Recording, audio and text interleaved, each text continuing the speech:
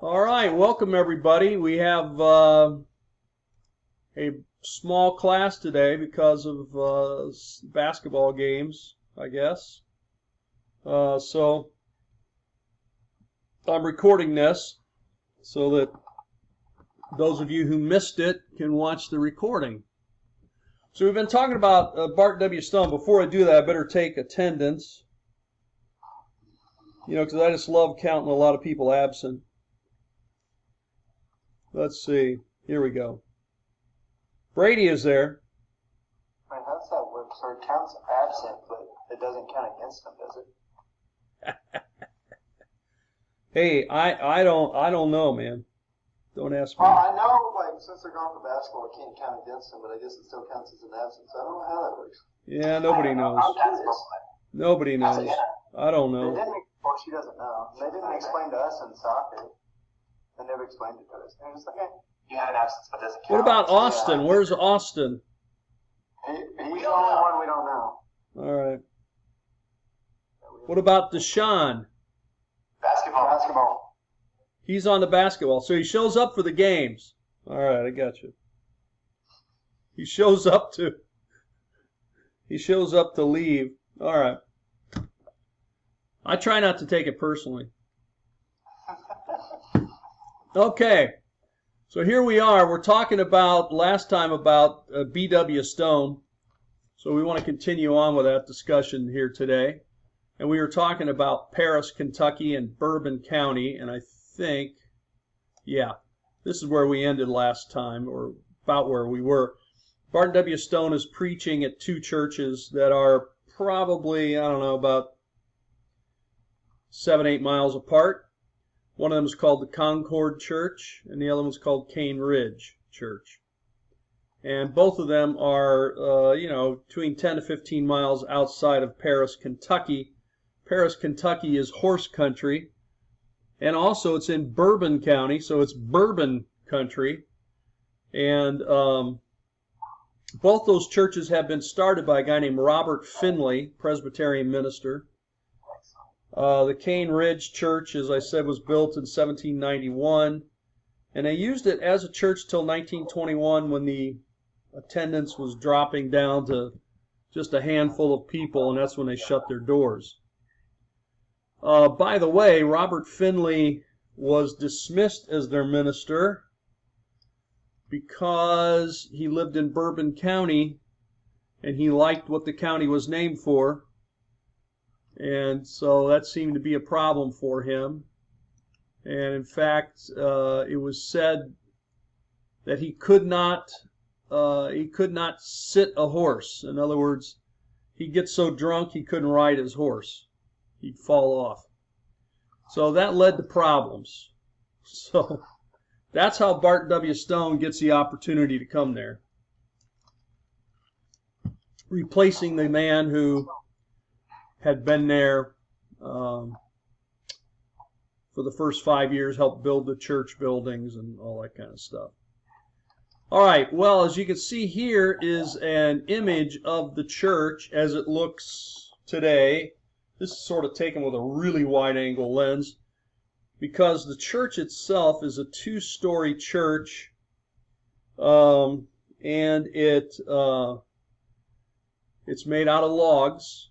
Split logs, a log cabin like a style, but it's 2 floors, and it's supposed to be the largest log structure that's still around. You know, it's because it has a kind of a loft, a balcony inside, and it has you can seat more than 200 people inside that building. Okay. But what they did back in the late 1950s, so 60, 70 years ago now, is they built this other building over the top of the building. That building's made out of stone, as you can see the white roof up there with steel girders. And this was to protect the church and to make sure it's going to last, well, another couple hundred years, because it had started to deteriorate from insects and woodpeckers and storms, branches falling on it, stuff like that. So this is a way to protect it. So consequently, you can still go see this. I've taken students there many times over the years. When I was teaching in Kentucky, we would take a bus from the school, and we would take a trip out to Cane Ridge and to Lexington Cemetery for a kind of field trip. Can we go? Yeah, I'd love to take you. Love to take you. It's just pretty distant from Moberly. We got a bus. It would take, boy, I don't know how long it would take. 10 hours. 10 hours, give or take. You think it would take 10 hours to get there? Yeah. It takes 8 for me to get home, so I'm betting 10 hours. Okay. At least. Yeah, because it's basically to Lexington. I don't know. It's 8 hours. It's 8 hours. Really? 8? No. Oh, yeah, because we are more south. Yeah. Yeah, because you have to go up north. All right.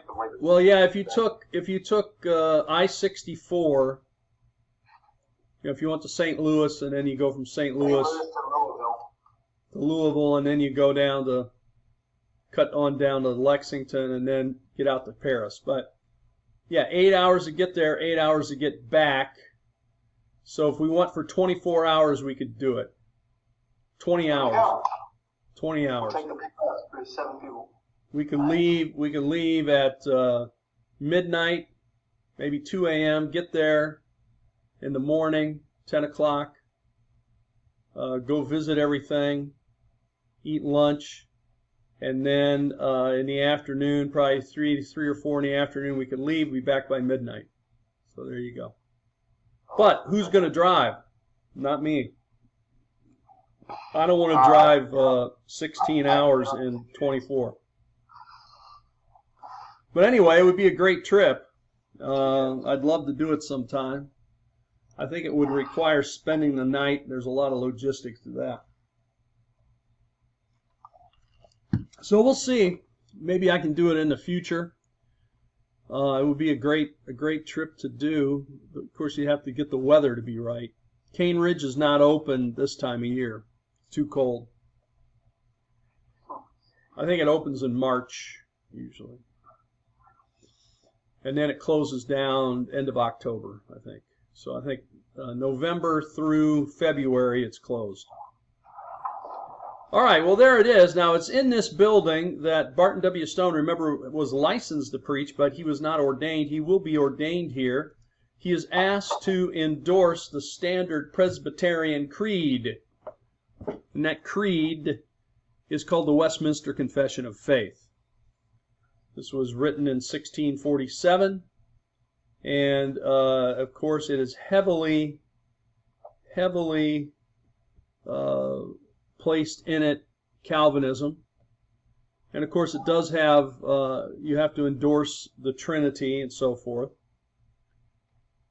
But, of course, as we've already said, he questions Calvinism, certainly. The Trinity, he doesn't find it in the Bible, and he somehow thinks it's somehow linked up with Calvinism.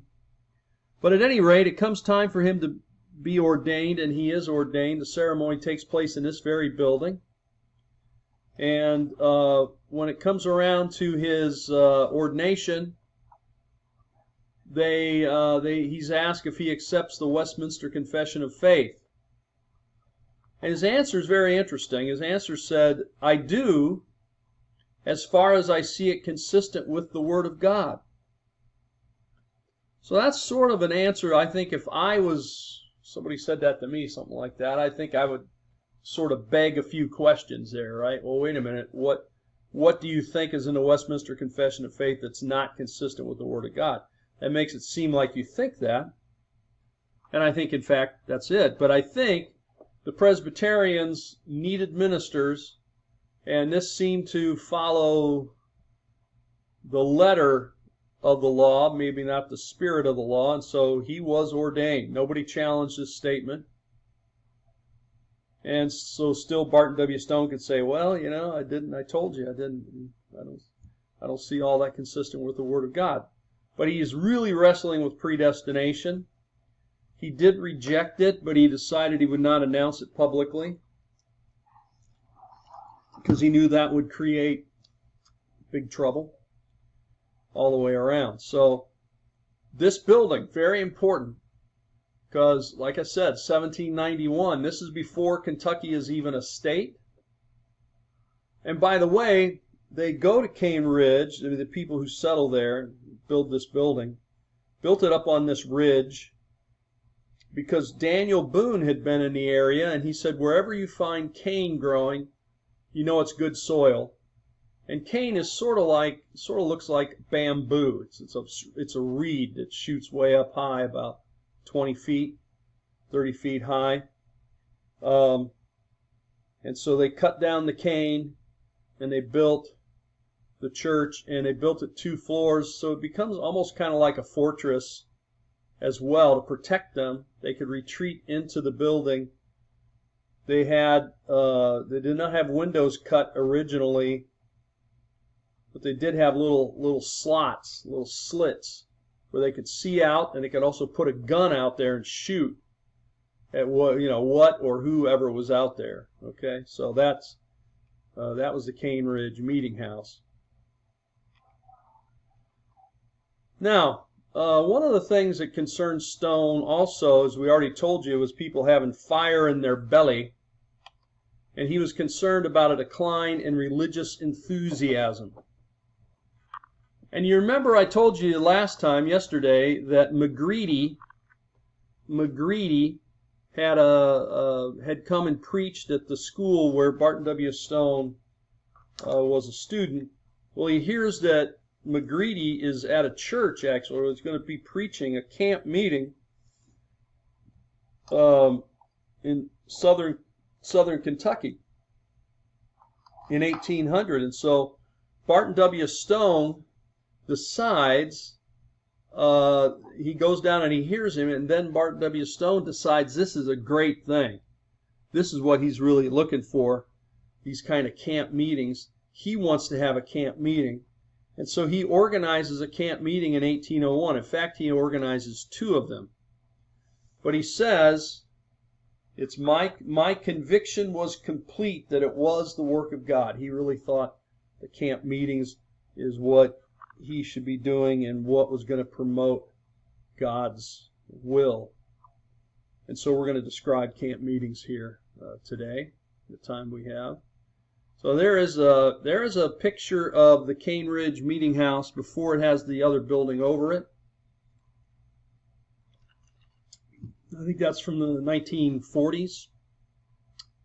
They're using it as a church until the 1920s.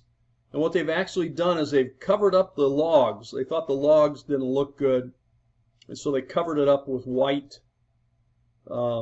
siding. And they reoriented the church so that you would come in one end and be preaching at one end and hearing at the other end.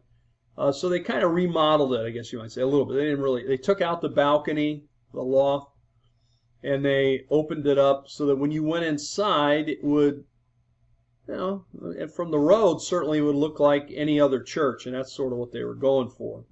But when they decided to preserve this, and it came in the hands of those people in the 1940s after the church had closed, they took the siding off to try to restore it, and then they decided to put a superstructure building over the outside of it. Well, Barton W. Stone his preaching gets even more fiery. It intensifies after he goes to this Gasper River camp meeting in Kentucky, and he decides in the spring, in June, that he would have a camp meeting. Now, he does that first one at Concord, and about 4,000 people show up at Concord. And remember, Kentucky is very rural at this point. Cane Ridge is still sort of out in the middle of nowhere today. You got to know where you're going to get there. And when you get there, there aren't that many houses around. There are a few horse farms and that sort of thing. And to think that 4,000 people would show up at Concord, which is even more distant, was pretty amazing. He was encouraged by this, so he decides to do another one, and this one's going to be in August. So what he has to do is advertise. He's got to tell people about it, get people to show up. And that Cane Ridge Revival is the largest revival on the American frontier, largest one ever recorded, and the most important camp meeting probably was ever held certainly in the United States. Camp, thousands and thousands of people show up. Obviously, they're not all getting in the building, so they're camping, literally camping around the building. Several local ministers promote it. It's estimated, and again, they don't have a definitive head count, between 20 and 30,000 people show up to the Cane Ridge Revival. Of course, people came from Kentucky, but they also came as far away as Tennessee and Ohio, up around Cincinnati area, Lexington area, all the way down into Tennessee. People would travel for a day or two to get there, and then they would stay. They would stay 3-4 days, and then they'd take a day or two to get back home. And so they don't have accurate count. As you can see from this drawing, that's supposed to be Barton W. Stone standing out in front of the Cane Ridge Meeting House, and then you can just see a sea of people out under the trees. And so, by the way, I think this makes everybody look far more organized than they were. It's got them all seated and they're all listening to him. There's no way that 20 to 30,000 people could hear one guy preaching, especially outside. And there's no place inside you could be. And they don't have any loudspeakers. They don't have any PA systems. So what this really means is that somebody would start preaching and people would gather around, and then you go a distance of, 50 yards, 100 yards, and somebody else is preaching. And so you might have 10 guys or more preaching at once. And who showed up to this? Well, of course, Presbyterians. Barton W. Stone's a Presbyterian, but it was not restricted to Presbyterians. There were Methodists, there were Baptists, there were all kinds of people showing up. There were people that maybe don't even go to church. If you live out in the middle of nowhere and you hear that there are thousands of people showing up somewhere, well, you might want to just show up to see what's going on. Okay? And that's what a lot of these people did. Well, thank you. Thank you for the applause. So 4 to 5 preachers would often speak at the same time. Some of them on the back of a wagon, some of them on a stump. It just and mainly the reason it ends after as you move towards the end of the week, it ends because people are running out of food. Remember, you don't have any Sonics or McDonald's or grocery stores. You don't have anything. You got to bring everything with you, and maybe you bring a couple of chickens with you. Maybe you bring some bacon or something, and some grain, and flour, and you can make some bread. But you got to cook all this yourself. You got to build a fire, cook it, bring all the stuff you need, and you're also sleeping outside, maybe in a tent, maybe under your wagon. And then, of course, you got to travel to and from, and there are no rest stops. There are no places to pull over and get something to eat. So you got to make sure you're prepared. And also remember, if you're a farmer, you got to figure out a way to have your farm overseen while you're gone. I don't know if any of you are farmers there, but if you have animals, you can't just leave your animals for a week and leave.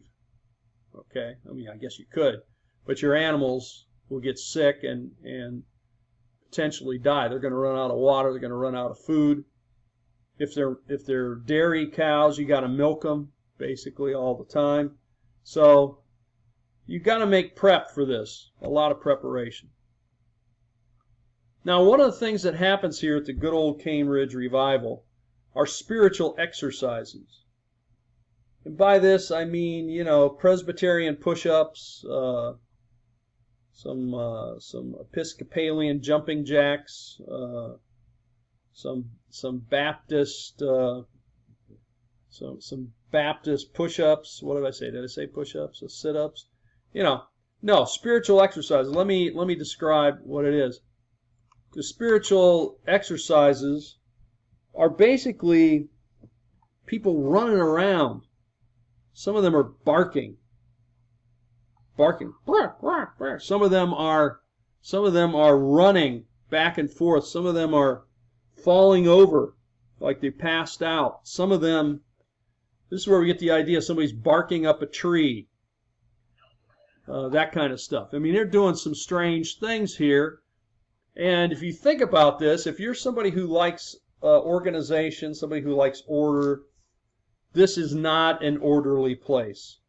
You got multiple guys preaching all at once. You got people running around, barking, laughing, falling on the ground, climbing up a tree, dancing, doing all kinds of dancing in the spirit, all this stuff. This is not an orderly thing, okay? And when this happens, the reaction, some people see it as from Satan. You see it from Satan. This is not from God. This is not heavenly. This is demonic or something. This strange speech, songs, jumping, laughing, falling on the ground. So some people see it that way. By the way, this is a picture, an image, a stained glass image, which is inside or in the walls of. It's a picture. It's a window, stained glass window in the Cane Ridge, the shell of the Cane Ridge Meeting House. And this depicts Barton W. Stone standing on his stump, because he said he did return in later years, and he pointed to someone and said, "That's the stump where I preached."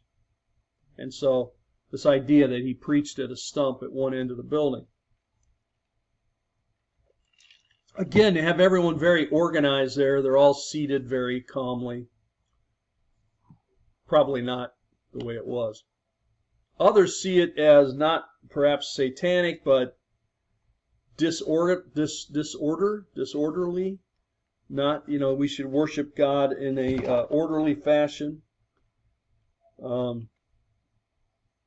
Others see it as an expression of the Holy Spirit, not of Satan, but of God.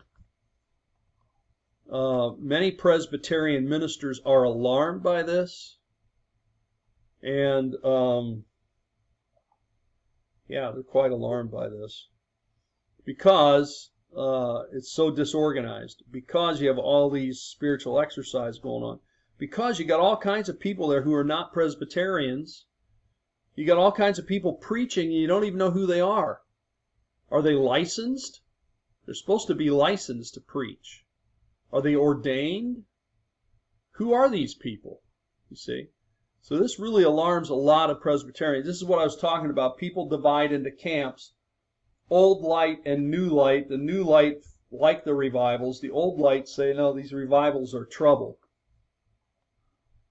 You got Presbyterians associating with Methodists and Baptists. Nobody wants that. And so that's just trouble. So the revivals challenge the denominational control and the control over the teaching, the doctrine. Did everybody preaching there hold to the Westminster Confession of Faith? My guess is probably not. I mean, even Barton W. Stone didn't really hold to it completely. And what about these other guys preaching? Don't even know who they are, what their background is, what do they believe, what creeds do they hold to. Don't know any of that stuff. All right, so what happens then is this going to get B.W. Stone in trouble. He's had two of these camp meetings in short order, one in June, one in August. Word gets back to the big shots of the Presbyterian Synod, and the Synod of Kentucky actually included northern Kentucky, kind of what you see there from Lexington, Frankfort, Paris, up to Cincinnati. And it was a synod. A synod is then a group of 3 presbyteries. So presbyteries is a group of churches in a region. A synod then is a group of presbyteries that are near one another. So the Synod of Kentucky included the Washington Presbytery, which is Richard McNamara, John Dunleavy, John Thompson. The West Lexington Presbytery, which is Robert Marshall. And the Transylvania Presbytery, which is Barton W. Stone. By the way, anybody know, for a shiny new imaginary gold star, what does Transylvania mean? Now, I'm not talking about Dracula. Transylvania. There's still a school there's a university now. Well, it's a college, now it's a university in Lexington called Transylvania. I guess now called Transylvania University. It was Transylvania College. I'll have to look it up, see if they've changed their name. Any idea? You've heard of Pennsylvania, right?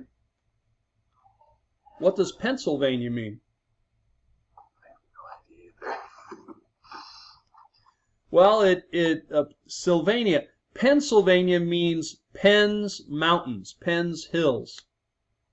Okay, so Penn's Mountains is Pennsylvania. Transylvania means that this location is across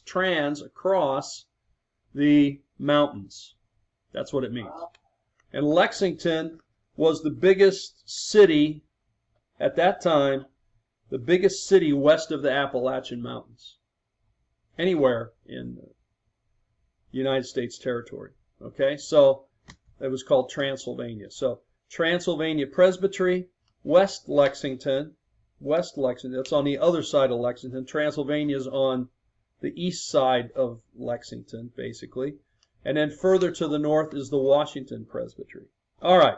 Anyway, I put these guys' names up here because all of them get into trouble, because they all support camp meetings and revivals.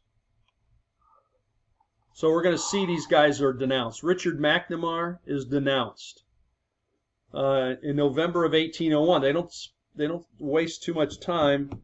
November of 1801, the Washington Presbytery met in Springfield, Ohio, now called Springdale. This gets confusing if you know Ohio. Neither one of you are from Ohio, right? No. One of you is from Indiana? Yeah, okay. Well, anyway, if you know the Cincinnati area, you'll know that up around Dayton there's a place called Springfield, Ohio. This Springfield, Ohio is not that Springfield, Ohio. This is one just on the north side of Cincinnati, which was called Springfield, and eventually they changed their name because they had 2 towns not too far from each other with the same name. So it's now called Springdale. So it's kind of up on the north side of Cincinnati. Anyway, they're meeting up there, and they basically denounced McNamara. They call him an anti-Calvinist. See, if you're a Calvinist, you shouldn't believe in revivals anyway, right? You can't have a big revival and have anybody truly converted of their own will, because that's all decided ahead of time by God's predestination. Well, others defend him and say, oh, no, he's not that bad. He doesn't really, he just got caught up in this revival stuff. And anyway, they didn't take any official action against him at that time, but they did discuss him. He is on their, what we might call their watch list. As I understand, most of the people in my classes are. They're being watched by the administration. I don't know why. They don't tell me. But I'm not a part of that. But, I just hear rumors. Okay. Just rumors.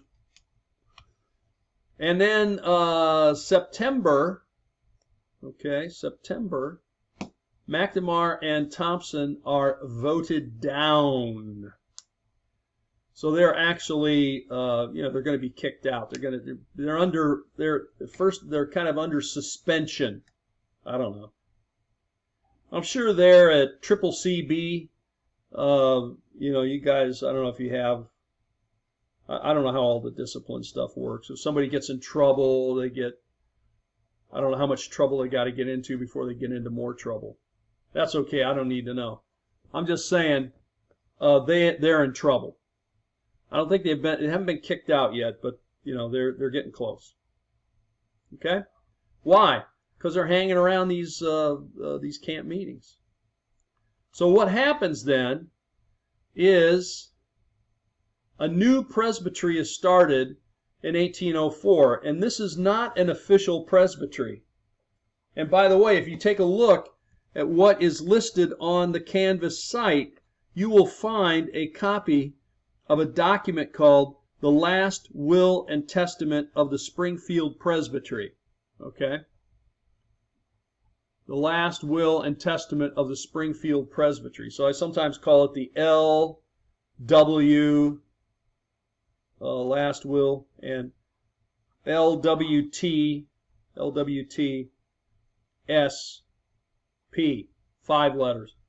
I figure other people make letters for things. I can do it too. Why not? So it's 5 letters. So basically these 5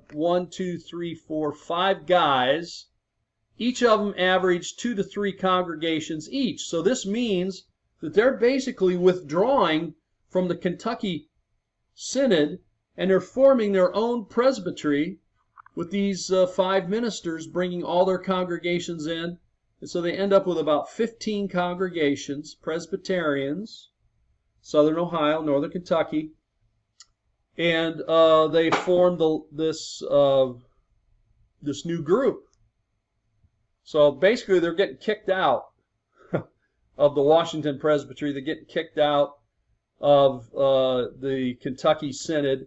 And so they say, okay, we'll just start our own group. And that's what they do.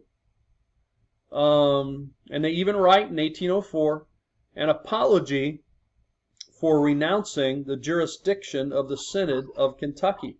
It's a pretty catchy title. Real easy to remember. But remember the word apology. Now for a bright, shiny, imaginary gold star. What do we mean in this context but the word apology? An apology for the renouncing of the jurisdiction. What's that? Does that have to do with like apologetics? Okay, go ahead. Give yourself an imaginary gold star. Okay, self-awarded, but I endorse it. Yes, you're right. Apology in this sense is really using the Greek terminology of apology. And the Greek terminology of apology is actually what? When you're talking about apologetics, what are you trying to do? Like argue and prove a point, yeah. In this term for Christianity. Okay, you're trying to argue for Christianity. You're trying to defend Christianity. You're trying to say that Christianity is reasonable and that somebody ought to follow it. They ought to believe it. Well, this apology is much the same way. It's a defense of their decision, and their decision is to renounce the jurisdiction of the Synod of Kentucky. So this short work is an apology, their defense, their reasoning. Why are they renouncing the jurisdiction of the Synod of Kentucky? So they're basically starting their own group, and they're calling it a presbytery. Okay? So they're still going to kind of be Presbyterians, although they're not accepted by the Presbyterians, if that makes any sense. But they don't know any other church structure, really, so that's what they do. So Marshall and Stone and Thompson write this, and all of them sign it.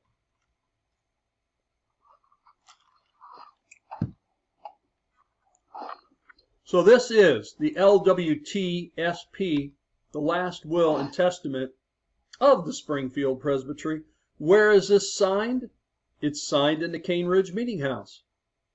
That's where it happens. That's where this new group forms, right there in that meeting house. And here you see another one of those stained glass windows in the building that surrounds the Cane Ridge Meeting House, that superstructure. And this shows our good buddy, right there in front and center, is Barton W. Stone, B.W. Stone. Then you can see around him the other ministers there. If you can see back here, Marshall, McNamara, Thompson, Dunleavy. But if you count that up, you say, okay, wait a minute. It's 1, 2, 3, 4, 5. And we see 1, 2, 3, 4, 5. There's 6, 7. Wait a minute. Who are these other two guys? Well, on June 20th, 1804, they bring an end. They decide that they will make it null and void the Springfield Presbytery. And signed by Marshall, Stone, Thompson, McNamara, Dunleavy. And, okay, here's the sixth, 1, 2, 3, 4, 5. The sixth guy is David Purviance. And we'll talk a little more about David Purviance. But you might say to yourself, I count 7 people there. I only see 6 names. Who is that 7th person? Well, that's a good question. Look at him. He's ghostly. He's white. He's very pale. Okay? He's paler than anyone else. And so and notice he's got his 2 fingers up. Some people think this is Jesus. Did you say Jesus? I did. All right, give yourself an imaginary gold star. That was a good guess. So some people say it's the Holy Spirit, it's Jesus, whatever. And other people say, no, the artist just wanted to balance the picture, so he just put a guy in there. Well, we're going to see this ghostly Jesus in another stained glass window. So the sort of pale Jesus, the albino Jesus, or whatever you want to call him, the ghostly Jesus, some people think that's who he is. So David Purviance had joined the group by the spring of 1804, so he gets in on this, and there you go. And so this is the stained glass window depicting the inside of the church at the Cane Ridge Meeting House, and these guys gathering around beside it, along with, of course, the ghostly Jesus. Okay, so then this is the sign out in front, out along the road.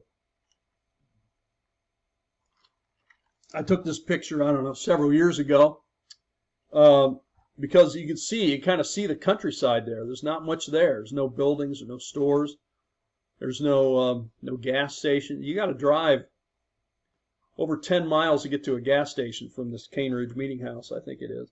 Because one time I had a student who wanted to drive himself there because he had to go somewhere else afterwards. I don't know, some sort of story. I hear all kinds of stories. And then he got there, and then he didn't have any gas. And he thought, well, I'll just get there, and then I'll get gas when I get there. No, there is no gas. And so we had to follow him to the gas. We had to make sure he made it to the gas station. So that's why I remember that it was like 10 miles. Well, the Cane Ridge Meeting House, built by Presbyterians, 1791. Here, Barton W. Stone began his ministry, 1796. Famous revival attended by pioneers of many faith, 1801. Springfield Presbytery dissolved, and look what it says, Christian Church launched. June 28, 1804. So notice this name, Christian Church. And notice how they put it in quotes. I think it's interesting. They put Christian Church in quotes. Well, the name was leading to strife because a lot of people did not like what Stone and these guys were doing, especially Presbyterians, when they said, hey, you can't kick us out, we quit, and we're going to start our own group. So some people started to call them Stonites, Marshallites, New Lights, you know. They had a lot of sort of nicknames, although not always considered to be nice nicknames. Kind of like most of the nicknames I have. They're not very nice. They decided to take the name Christian. Instead of calling themselves some kind of new kind of Presbyterian, they finally arrive on the name Christian. How did they get that? Well, maybe this guy, you remember his name, Rice Haggard. Rice Haggard shows up here just like he did over there with the Methodists. How does he know? Well, he shows up, and they've read some of his stuff. He wrote this work, and when he wrote this down, it got printed in a lot of religious periodicals, and we see it's called an address to the different religious order or societies of the sacred import of the Christian name. That's a name. That's a long name. It's very descriptive. A lot of their titles are very descriptive. But I had somebody write, you know, I don't know who was it wrote this. But you know how you're supposed to write me a question? Oh, wait a minute. Who we got?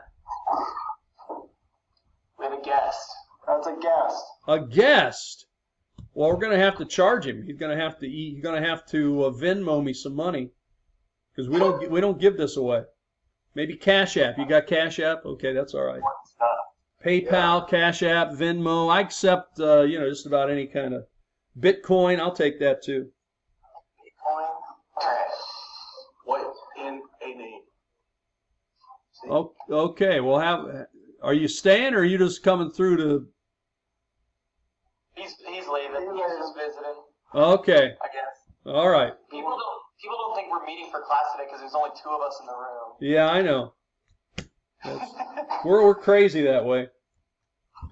Well, anyway, let me just say that he writes this thing, and he suggests, like he did before, just take the name Christian, because why should you call yourself, you know, like the strange Presbyterians of Kentucky or the Republican Methodists or whatever? Just call yourself Christians, and everybody can accept that name. You know, they may, you know, some people still don't like it because it is too, what do I want to say? I would say too normal. It's too, I would say generic, but you guys think generic is bad. It is a name that everyone can accept, right? If somebody is a Presbyterian, you say, are you a Christian? Yeah. A Methodist, you a Christian? Yeah. Baptist, you a Christian? Yeah. And then who are you? I'm a Christian. Oh, wait a minute, what kind of Christian? I'm a Christian. Okay. So it's meant to stop division. You know, some people still don't kind of like it. Well, let's do another screen before we have to go. Now notice here is the last will and testament. I just have the last will, the LW&T, the last will and testament of the Springfield. I didn't put the SP on there, but you know what I'm talking about. There are 6 signers of the last will and testament of the Springfield Presbytery. What happens to these guys? Only 2 stay sort of in this Stone movement, in this Christian church. Of course, Barton W. Stone and David Purviance. What happens to the other 4 guys? McNamara, Dunleavy, and so forth. What happens to those guys? Well, McNamara and Dunleavy joined the Shakers, and we're going to talk more about the Shakers. But the Shakers hear about the Cane Ridge Revival, these other revivals, and so they send basically Shaker missionaries down to KY, down to Kentucky. And they come and talk to Stone. They talk to all these guys, and they persuade McNamara and Dunleavy to join them, and they persuaded one of the guys who was a member of the church to donate his farm, and they set up a Shaker village, a Shaker settlement in central Kentucky, south of Lexington, in a place called Pleasant Hill, Kentucky.